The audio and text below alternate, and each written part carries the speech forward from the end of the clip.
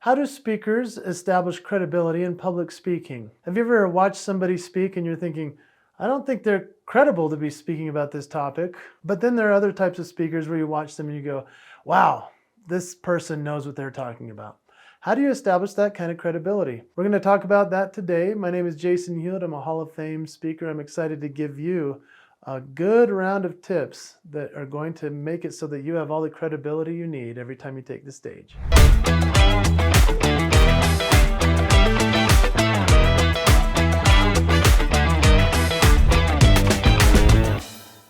Before we jump into these great tips that I have for you, I want you to think about what happens before you take the stage. Who is introducing you and what are they saying? A lot of people don't care. They think, well, I'll just let them read my bio. No, we don't want to read your bio. Your bio might be printed in the program. So it's important to have an introduction that's dedicated to what you're about to speak about and to give you credibility from the mouth of someone else. And so when you have your introduction, all you need to do is make sure that there are a couple of points that lend to credibility as to why you should be speaking. I also like to add in a funny line so that they can realize they're going to have a good time. This also gives the MC an opportunity to get a laugh at your expense or on your behalf. And then equally, I like to meet with the MC prior and say, hey, let's read through this together so that I make sure that you know how to say my name right, as well as a couple of the facts that sometimes get messed up. For example, I have in there that I've had 100 million views on a Facebook post. Well, sometimes people will read 1 million just because they're nervous, and I'll say, hey, buddy, it's 100 million. That ruined the whole intro. And so creating that credibility through somebody else saying it makes it feel more like they're telling the facts instead of you just bragging about yourself and establishing credibility that way. So focus on the intro, come up with a couple good points, and then you'll be on your way. So let's talk about 10 actionable points that you can take away from this great video. I'm excited that you're here and that you're going to be now establishing credibility. Number one, authenticity is key. Have you ever seen somebody speak and it seems like they're impersonating somebody else? I mean, hey, I'm an impersonator. I can do voices, but I'm going to be myself when I'm on stage, and authenticity is what people want to see. We gain more credibility when we are actually being ourselves, and so we can use examples from other people. We can use voices in order to establish some credibility, but authenticity is where it's at. So how authentic are you? Whenever you take your stage, are you sharing your signature moves, that which makes you uniquely who you are? I hope you are. If you're not, it's time to implement that very first. Be authentic. Second would be knowledge mastery. That means that you're an expert in the field. If you're asked to speak on stage, there's a reason that they've asked, and there's also a lot for you to say. Now, a lot of speakers, they actually begin their careers after they've done something really significant and they put together a speech. That's a great way to go about it. But it's also important to make sure that you have written something significant in its behalf, because then you can speak more authentically about it. So in terms of having something that you can share, yes, this is very important. What I would recommend is you write a book as soon as you can about the topic you're speaking on. Now, even if you don't know everything about the topic, it's time to put the book in order, because that allows you to come up with anecdotes, quotes, stories, examples.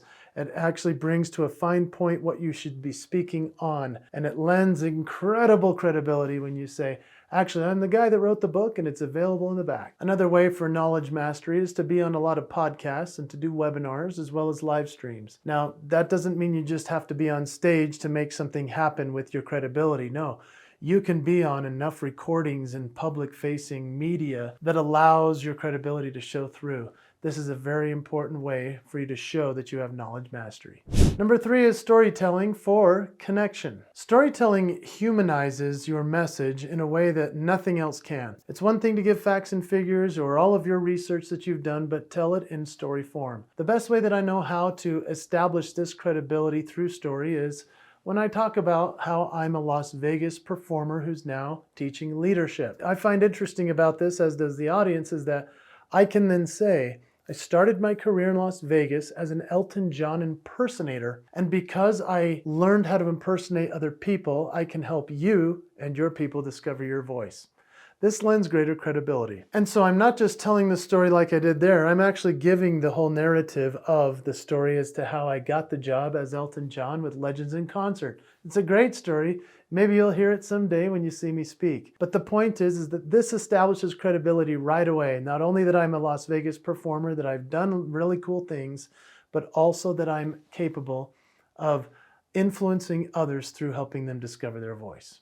Number 4 is body language and vocal delivery. Think about your body, your posture, your poise, the way that your hands move, what you do with your eyes, the accessories that you use, whether it's glasses or a hat, whether you're wearing the right type of clothing, and what you do with your voice, if you're changing it for a character to emphasize a point, as well as the way that you speed up or slow down. We'll talk more about that. But your body says quite a bit.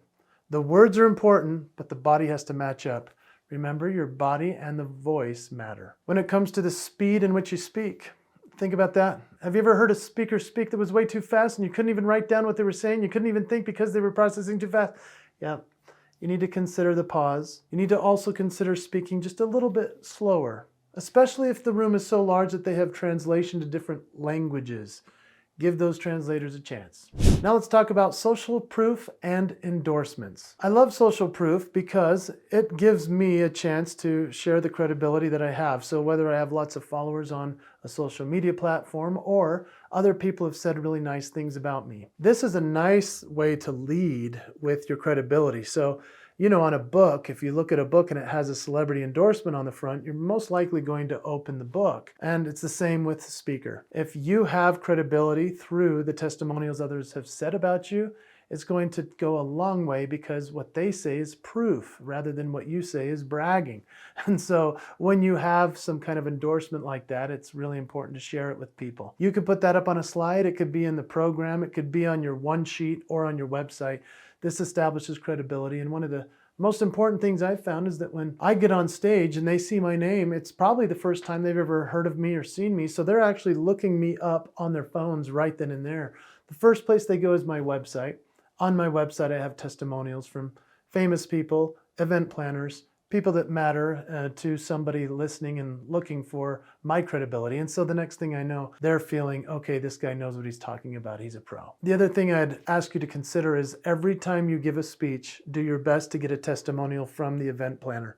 That means that when you're done, have them say something nice into your camera or into your phone, or send you something written that you can use on your website. This establishes more social proof, as well as creates more credibility in the future for more bookings. Yeah.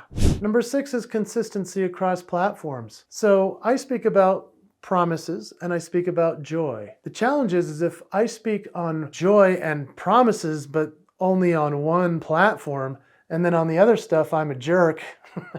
Let's say on LinkedIn, I'm this nice, sweet guy. And then on Instagram, I hate everybody. Well, that's not consistent across the board. That's going to actually ruin your credibility.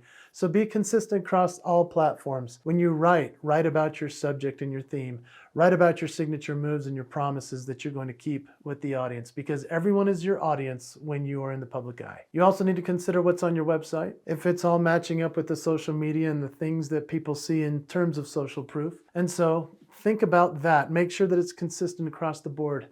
I've seen way too many speakers who think that they can just be themselves on Facebook, and here's what happens. Their clients see that they're actually not the same as they were on stage. They're not going to come back to that event. They're not going to be booked again. So be consistent across all platforms. Your integrity is your harmony, so just remember that as well.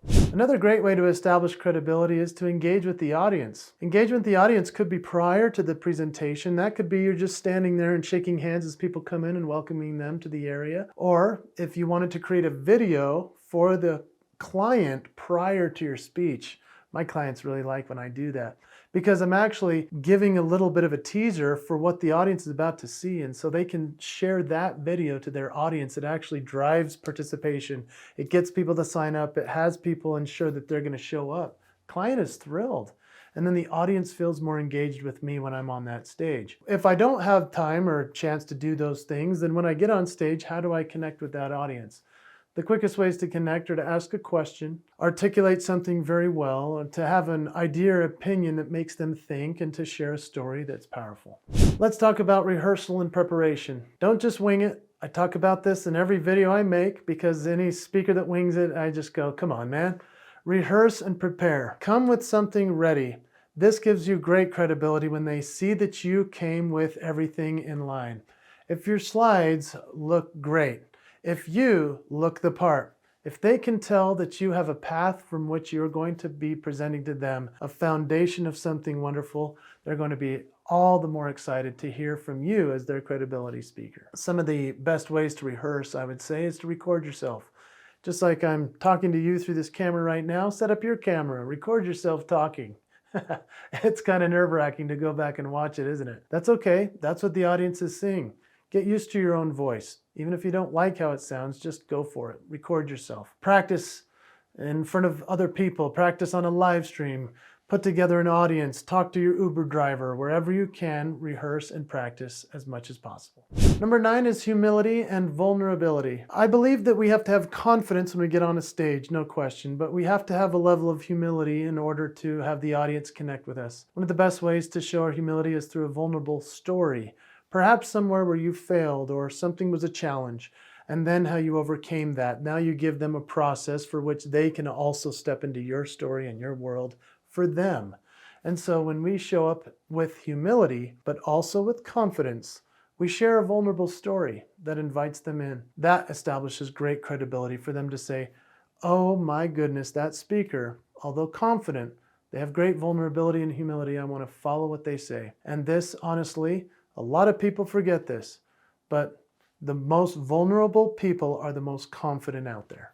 This piece, as I wrap up this video, would be one of the ones that everybody forgets. And it's tragic because you're missing opportunities to establish your credibility. I'm talking about post-presentation follow-up. The challenge is this.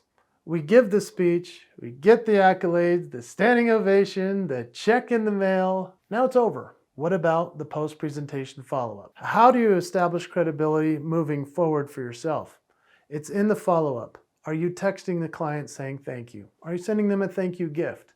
Are you reaching out to say, hey, I'd love to help you find the next speaker on your agenda? The reason that you want to do the post-presentation follow-up is to establish credibility that you are not just a one-trick pony that shows up and does a great speech. You're somebody who they can count on, create a relationship with. You're connected on LinkedIn.